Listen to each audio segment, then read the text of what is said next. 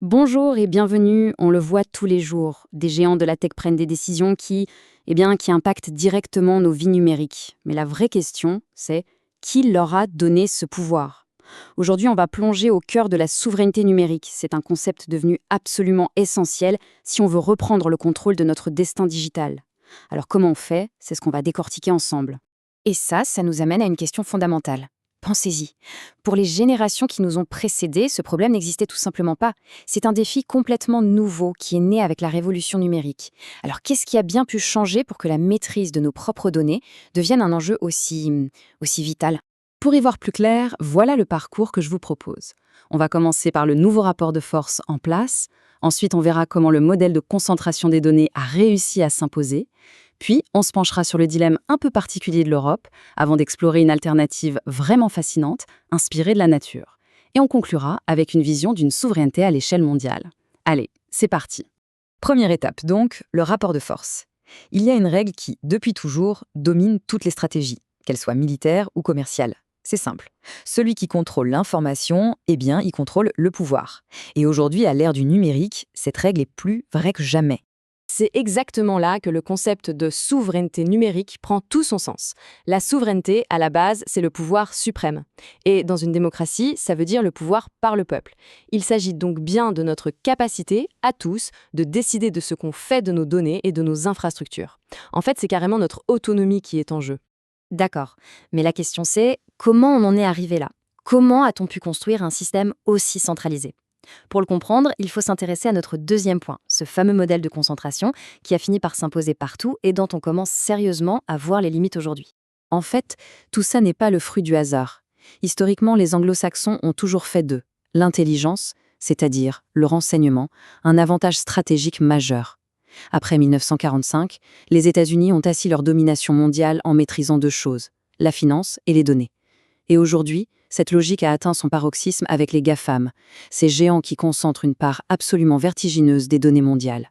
Pourtant, est-ce que ce modèle de centralisation à l'extrême est vraiment viable sur le long terme?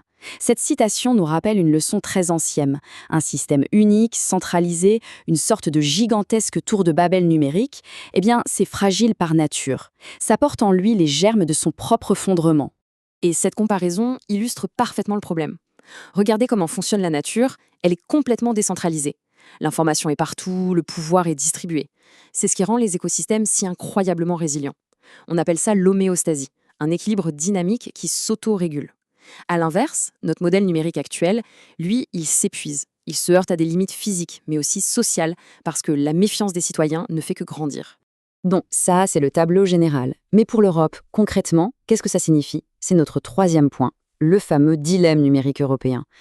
Quelles sont les conséquences directes de cette dépendance pour nous? Le constat, il est assez brutal en fait. Pour les pays occidentaux qui ne sont pas les États-Unis, on se retrouve face à une sorte de double peine. D'un côté, on est devenu ultra dépendant. Et de l'autre, ce système dont on dépend se révèle de plus en plus toxique, toxique pour nos vies privées, pour nos démocraties, pour notre stabilité. Alors, comment on sort de là? La solution, ce n'est évidemment pas de tout casser du jour au lendemain. Les liens sont bien trop profonds. Le vrai défi, c'est de réussir une transition intelligente. Se désengager, oui, mais progressivement pour transformer cette contrainte en une occasion unique. L'occasion, enfin, de bâtir un écosystème numérique qui nous ressemble, qui soit adapté à nos valeurs. Et c'est là que les choses deviennent vraiment passionnantes. On passe maintenant à la solution, notre quatrième partie, une alternative fractale. Parce que oui, une autre voie est non seulement possible, mais elle est déjà en train de se dessiner. Le concept clé, on en a déjà un peu parlé, c'est l'homéostasie. C'est un principe que la nature utilise depuis des milliards d'années. Pensez à un corps humain, il maintient sa température stable, il s'adapte, il se répare. C'est un système qui trouve son équilibre en permanence, tout en évoluant.